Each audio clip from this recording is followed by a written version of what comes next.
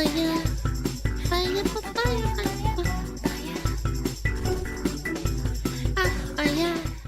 future of AAA. Ladies and gentlemen, it's time for us to talk about Video Game Dunkey's videos about video games universe phase 18. Today I'm breaking down my entire plan for next year's videos. I want to be completely transparent with you guys next year. No surprises. I want no twists, no curveballs, no saying this is Black Myth Wukong and then playing the far superior Black Ops 6. Little Donkey Bro Army, I have seen the future of AAA games, and it is mostly games where you hit people with a sword. And Nintendo Switch 2. I got huge leaks and huge news on Nintendo Switch 2. No offense to this guy, absolutely no hate, but I hate it when people make like 20-minute videos out of like one like sliver of a leak, like saying like, oh, the controllers are gonna maybe look like this, and then they and then they talk about it for like 20 minutes and you're like, wait, where's the news? Trust me, bros. And it is supposed to release in late 2022, early 2023. Ask and you shall receive. Nobody asked me to play Soul Edge for PS1, but that is what you will receive anyway. It's the first video in January because I like Soul Calibur. Okay. And then we're gonna be wrapping things up for the big January reveal of the Switch 2. Nintendo has already started preparing the mass production for the next gen Switch, which will be launched in 2021. So yeah, just a few months essentially. All of this. Did you say 2021? Yes. Okay. It's been almost 4 years. Okay. The stuff that went around in December was just wrong. I've heard from very trusted sources that Switch 2 is going to be revealed in January. Oh, it's real, Chad. It's real. Big time, like the guy on Reddit said it. There is actually yeah, the guy on Reddit said it. a verified Reddit mod, which... So the Nintendo Switch 2 leaks have gotten pretty insane, and... they actually have the Y and X buttons reversed from how... Oh my god, I just don't know how people dedicate their lives like that. Like, the buttons are reversed, and it's a verified Reddit mod, so that means he's telling the 12th chat. Nintendo has them. Nintendo Switch 2 is going to be a PlayStation 2 level event in gaming. The second this thing gets announced, I am throwing my PS5 Pro directly out the window. Is this Nintendo Switch 2? Yes. Over on Twitter, there was a tweet that proves everything. The launch lineup for this thing is going to be pure insanity. New Elden Ring, that's a day one launch title. Witcher 4, that's a day one launch title with 4 times as many bugs as Cyberpunk. There's a ton of third-party support in the pipeline. Get ready to play modern AAA offerings on your Nintendo Switch system. And a lot of different games from major studios are essentially just sitting and waiting to port their games to the next generation Nintendo console. So there you have it. Bloodborne is a day one launch title for Switch 2. It's going to be 60 FPS, 5K. And here I trust Donko. He says Bloodborne Switch 2, it means it's gonna happen. I trust Video Game Dunkey. I've been watching him for years. There is the logo. It's essentially Nintendo Switch with the Switch logo, but there's a 2 next to the logo. Which confirms everything that I've been saying. Everything about Switch 2 is going to be 2 themed. Mario Odyssey 2, that's coming day one. Pikmin 4 2, that's day one. F-Zero, no, F1. But wait, there's more. Donkey Kong's Big Banana Extravaganza, an all-new 3D Donkey Kong platformer made by the Mario Odyssey team. They made 2 games and they're both coming out day one. That's been confirmed. So I'll put both images up on screen for you guys right now. That's the wheel from Mario Kart 9. That's day one confirmed. There was a person on Reddit who... When a person on Reddit said it, it's gotta be true. Either all this is right or it's gonna be like 1-2 Switch and Funky Barn. Funky Barn?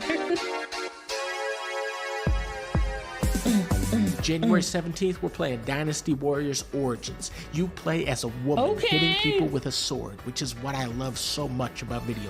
Unironically, the only reason I know about Dynasty Warriors is that I had a friend that I was extremely obsessed with this, and they would watch Chinese dramas. You know, those Chinese dramas about imperial princesses and like the concubines and shit? I don't know why. Dynasty Warriors, Lu Bu, fucking they loved Wushu, the MMO.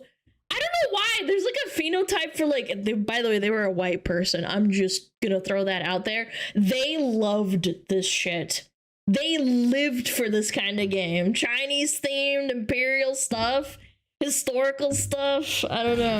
Finally, we're gonna learn the origins of Dynasty Warriors. And did you know that the first one was actually a one-on-one fighting game, just like Soul Edge? January 23rd, of course, we're gonna be playing Star Wars Episode 1 Jedi Power Battles Remastered. This game came from a different era in gaming where every game wasn't sword fighting. Only some of them were. Very brave of George to do this back then today. January 28th, of course, we're gonna be playing Eternal Strands. This is the second strand type game where you are a woman hitting a tree with a sword. I love all the games that this reminds me of, so let's all play Eternal Strands on the beach with Norman Reach. Okay. February 4th, of course, we're gonna be playing Kingdom Come Deliverance 2. I love games like no, he's gonna play that. Skyrim, where you're hitting everybody with a sword and dragons are flying everywhere. Dragon Age didn't have any dragons in the part I played, so February 14th, of course, we gotta be playing Assassin's Creed Shadows, where you are. We gotta see it. We gotta see this chat. I know people are like, ew, ew, but we gotta see what it's about. A woman hitting people with a ninja sword. I'm really going to be focusing on the quality of the shadows in this game and, you know, how they stack up to the shadows from Shadow Generation.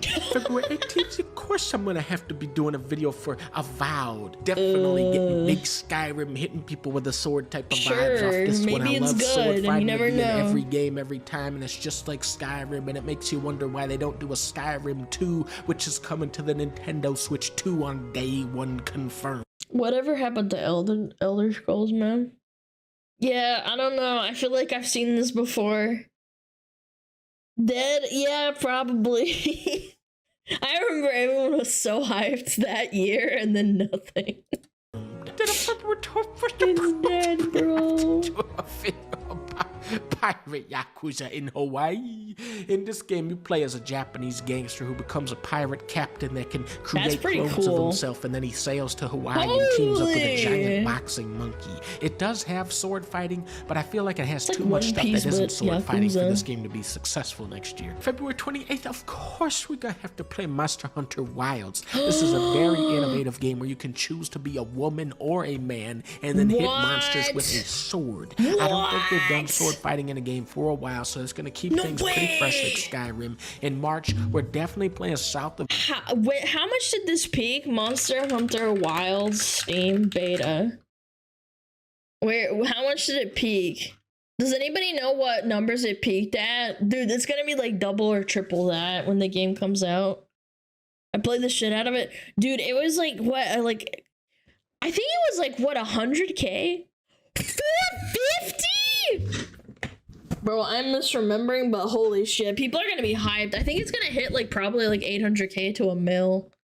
I don't know, I've just had this gut feeling. Midnight, where you play as a woman, you're hitting monsters with a sword. It's exactly the right kind of game. Then Switch 2 hits shelves, boom, we get Witcher 4. You're a woman hitting witches with a sword, but you gotta use the golden sword for aquatic monsters, I believe. Onimusha, I love it. We're hitting with a sword. Ninjas are involved. The guy from Onimusha 3 is involved.